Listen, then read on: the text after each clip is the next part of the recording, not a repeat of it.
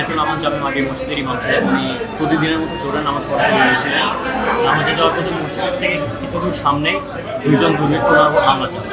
এমত অবস্থায় উনি মাটিতে লুটিয়ে পড়ে যায়। মানে খাওয়া দাওয়া আশেপাশের মানুষ যখন এলাকার মানুষজন ছুটে আসে তখন একজন দুর্বৃত্ত বাইক নিয়ে পালায় যায় এবং আরেকজন দুর্বৃত্তকে এলাকাবাসী ধরে ফেলে। ধরে একটু তাকে অনেক মারধর করার সময় পুলিশ এসে তাকে উদ্ধার করে নিয়ে যায়।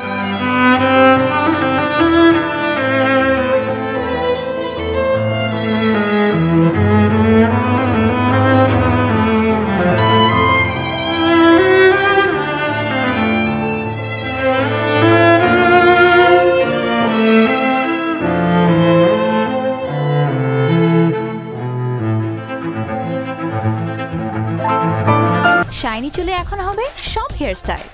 সিল্কোর দ্বিগুণ শাইনি চুল প্রতিদিন।